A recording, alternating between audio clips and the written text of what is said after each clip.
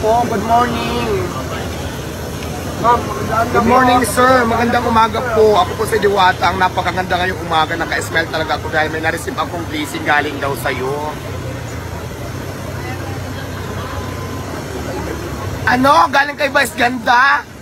Hello, maraming salamat.